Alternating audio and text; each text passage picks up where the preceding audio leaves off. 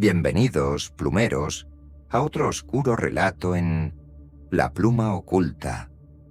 Hoy los llevaré a un lugar que muchos consideran un paraíso, las Islas Canarias.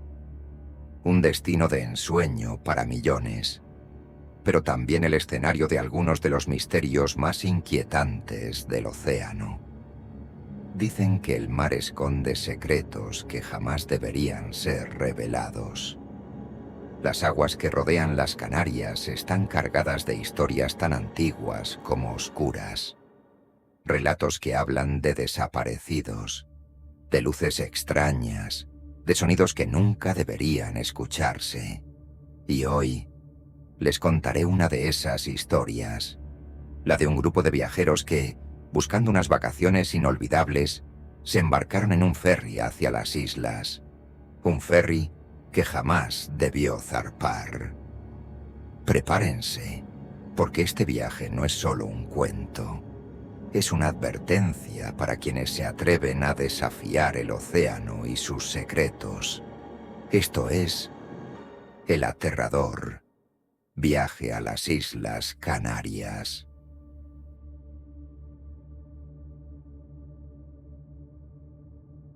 La historia comienza en el puerto de Cádiz, un lugar bullicioso y vibrante, con turistas y locales moviéndose entre los mercados y las embarcaciones. Sin embargo, esa tarde de verano de 1987, algo parecía fuera de lugar. La brisa marina era más fría de lo habitual, y una neblina inesperada comenzaba a cubrir el horizonte. Claudia, Luis, Diego, Esther y Raúl, un grupo de amigos en sus 20s, se encontraban emocionados por su viaje a las Islas Canarias. Habían hablado de este plan durante meses, y finalmente se habían decidido a embarcar en el ferry llamado La Marisma. Aunque el barco mostraba signos evidentes de desgaste, con pintura descascarada y barandas oxidadas, esto no les preocupó demasiado al principio. El entusiasmo por unas vacaciones paradisíacas superaba cualquier inquietud. Mientras esperaban para abordar, Claudia, siempre perceptiva a las energías de los lugares, sintió un escalofrío que recorrió su espalda. Intentó ignorarlo, pero al observar la expresión sombría de los demás pasajeros, su incomodidad creció. Un hombre mayor, de rostro curtido por el sol y ojos penetrantes, se les acercó mientras esperaban. Con voz grave, casi en un susurro, les dijo: «Ese barco no debería zarpar hoy. Las aguas no están tranquilas y hay cosas que no deben ser despertadas». El grupo intercambió miradas nerviosas, pero Diego, el bromista, rompió la tensión. «Debe ser el típico loco del puerto, ¿no? Seguro quiere que vayamos en su bote de remos». Aunque todos rieron, Claudia no pudo evitar mirar al anciano una vez más antes de abordar. Él los seguía con la mirada, como si supiera que su advertencia no había sido tomada en serio. Una vez dentro, el ambiente del ferry no hizo más que incrementar su incomodidad. Los pasillos mal iluminados, el constante crujir del casco y el olor a humedad parecían envolverlos en una atmósfera opresiva. Los camarotes eran pequeños y austeros, con ventanas redondas que ofrecían una vista limitada del océano. Sin embargo, los amigos intentaron ignorar todo esto y enfocarse en su entusiasmo por las islas. El ferry zarpó al atardecer, y la vista del puerto de Cádiz desapareció lentamente en el horizonte. En la cubierta, los amigos compartieron risas, bebidas y algunas fotografías. Diego continuaba haciendo bromas sobre el anciano del puerto, mientras Esther le pedía que dejara de hablar del tema. La calma duró hasta que el sol se hundió completamente en el océano. El ambiente cambió. Las conversaciones en el ferry se apagaron y los pocos pasajeros que habían subido al barco desaparecieron hacia sus camarotes. La tripulación, que hasta entonces había sido amable, aunque distante, comenzó a moverse con rapidez y en silencio, como si estuvieran evitando algo.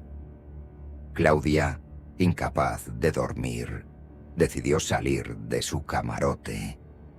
Mientras caminaba por los pasillos, notó que el aire se sentía más frío y pesado.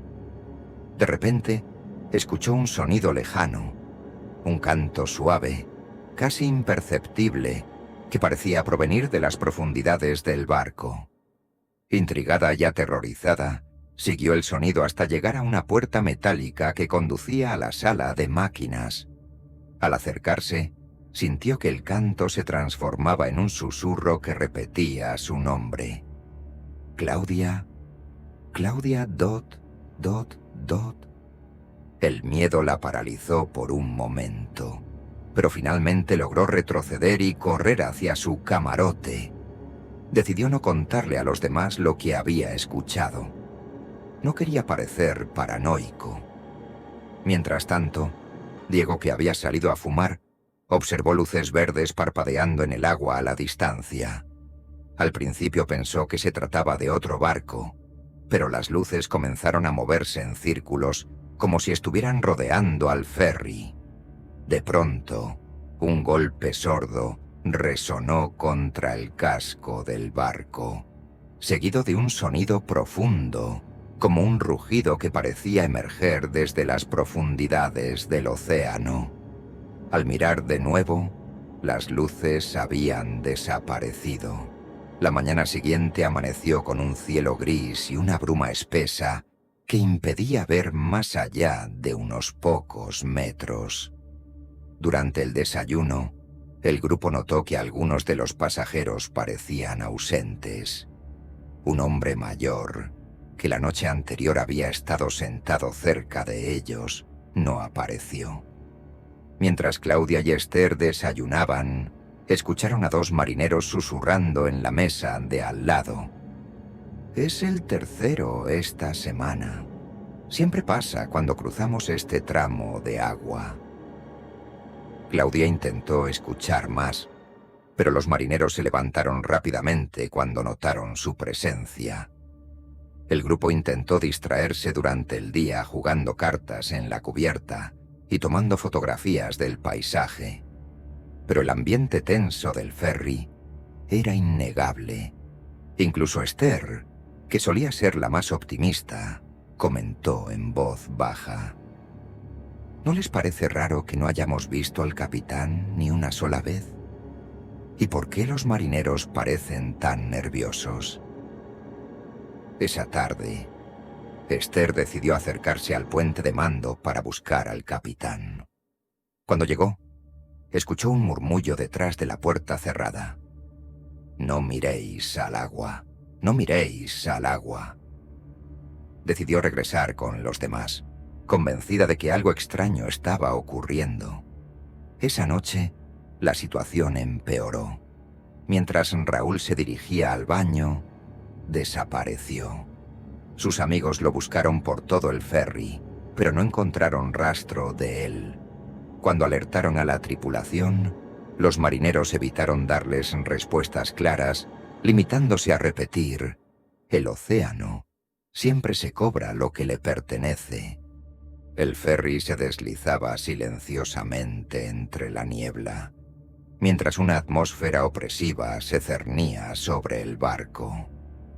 La desaparición de Raúl dejó al grupo en un estado de angustia creciente. Habían pasado horas buscándolo en cada rincón del ferry, desde los camarotes hasta la cubierta superior, pero no había señales de él. Los marineros, que al principio parecían colaborativos, ahora se mostraban esquivos. Evitaban mirar al grupo a los ojos y murmuraban entre ellos en un lenguaje apenas comprensible. En más de una ocasión, Claudia sintió que las miradas furtivas de la tripulación se clavaban en ellos mientras pasaban. Durante el almuerzo, los amigos notaron que algunos pasajeros también parecían haber desaparecido.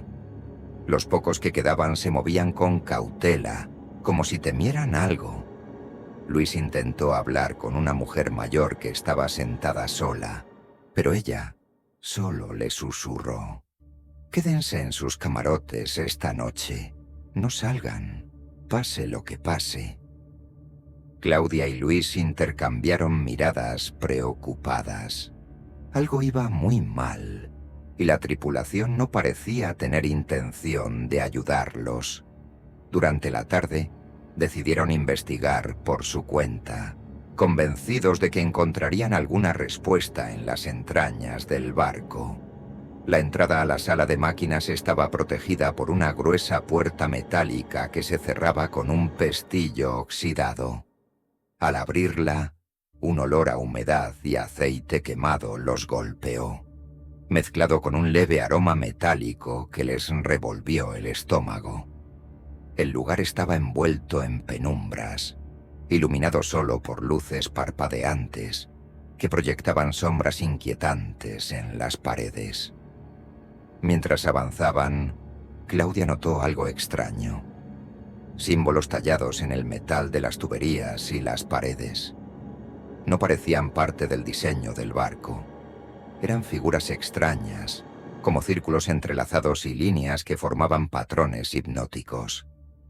Luis, con una linterna en mano, iluminó algo en el suelo. Era una vela consumida, rodeada de lo que parecían marcas de ceniza. Más adelante encontraron más velas, dispuestas en un círculo irregular. Pero lo peor estaba por llegar. En el centro de la sala, bajo una luz que parpadeaba débilmente, se encontraba un altar improvisado. Sobre él, una figura tallada en madera representaba una criatura grotesca, mitad humano, mitad pez. Tenía una expresión de angustia, y su boca parecía emitir un grito eterno. Rodeando la figura, había pequeños cuencos con restos de un líquido oscuro que Luis prefirió no analizar demasiado. Claudia retrocedió, con el corazón latiendo descontrolado. «¿Qué es esto, Luis? ¿Qué estamos viendo?» Luis estaba tan horrorizado como ella, pero antes de que pudiera responder, un ruido detrás de ellos los hizo girarse de golpe. Un marinero estaba de pie en la entrada, con la cara pálida y los ojos desorbitados. «No deberían estar aquí», dijo con voz temblorosa, mirando el altar con un miedo evidente. Luis lo enfrentó, enfurecido. «¿Dónde está nuestro amigo? ¿Qué es todo esto?» El marinero dio un paso atrás, como si temiera que algo pudiera escucharlos. Miró hacia el altar y luego hacia ellos. «Este barco no es un ferry normal. Lleva décadas cruzando estas aguas, pero no lo hace por los pasajeros. Es una ofrenda».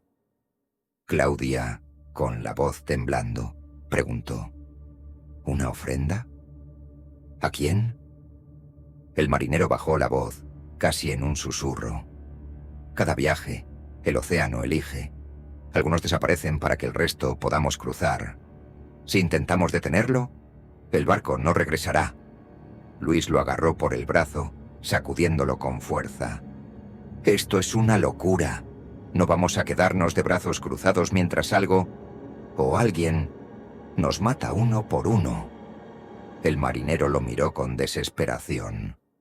«No entienden. El mar siempre toma lo que le pertenece, y ya ha comenzado».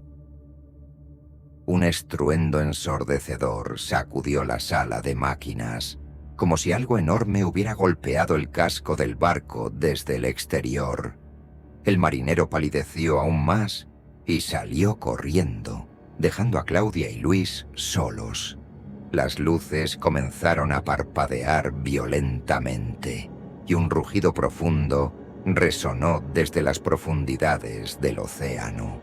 Claudia sintió que algo se movía entre las sombras de las tuberías, aunque cuando intentaba enfocarlo, no había nada allí. «Tenemos que salir de aquí», dijo Claudia, tirando de Luis. Su voz era apenas audible sobre el estruendo que llenaba la sala. Cuando lograron salir al pasillo, un silencio inquietante los envolvió. Pero no estaban solos. A lo lejos, pasos lentos y pesados resonaban, acercándose poco a poco. La tormenta que había estado acechando finalmente desató su furia. Relámpagos iluminaban el cielo, y olas gigantes golpeaban el ferry, inclinándolo peligrosamente. Claudia, Luis, Diego y Esther se reunieron en la cubierta, completamente empapados y aterrados. De repente un sonido profundo, casi como un gemido, emergió del agua. Los amigos miraron al océano, y lo que vieron les heló la sangre. Figuras humanoides comenzaban a emerger de las olas. Sus cuerpos estaban cubiertos de algas, con piel gris y ojos brillando con un tono verde fosforescente. Las criaturas subían al barco con movimientos torpes, pero decididos, sus pasos resonando como golpes sórdidos. Una de ellas se detuvo frente a un marinero que estaba en la cubierta y, sin dudarlo, lo arrastró al agua. «¿Qué demonios son esas cosas?», gritó Esther, aferrándose a Diego.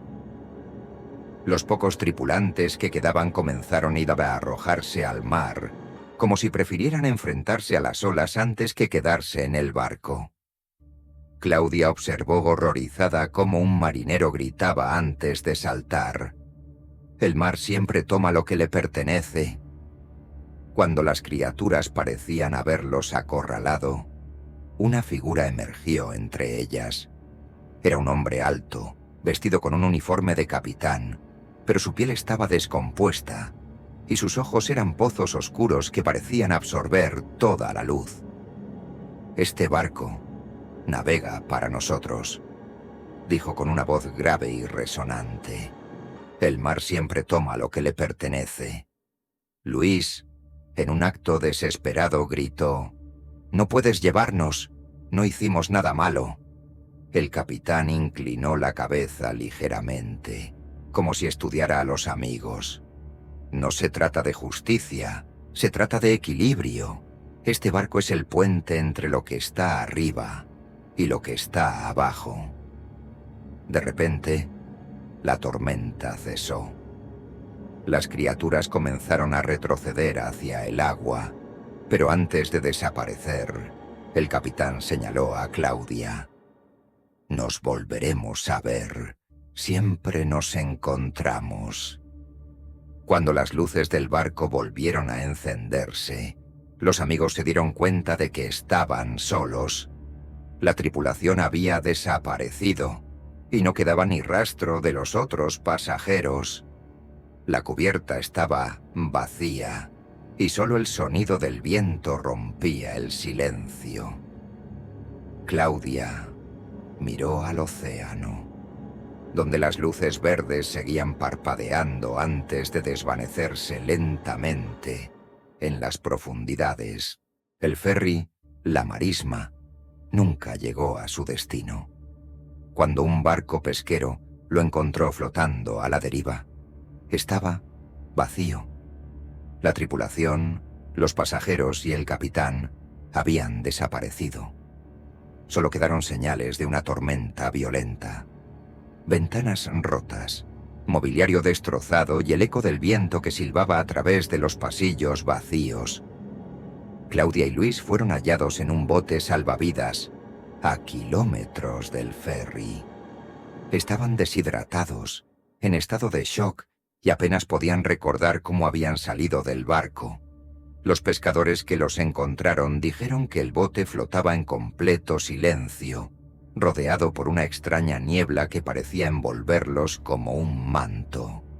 Cuando finalmente llegaron a tierra, intentaron explicar lo sucedido, pero sus relatos eran fragmentados y confusos. Las autoridades archivaron el caso como desapariciones inexplicables, mientras los medios locales publicaron titulares sensacionalistas sobre el barco maldito. Sin embargo, nadie pudo encontrar pruebas concluyentes de lo ocurrido en La Marisma. Para Claudia, la pesadilla no terminó al pisar tierra firme.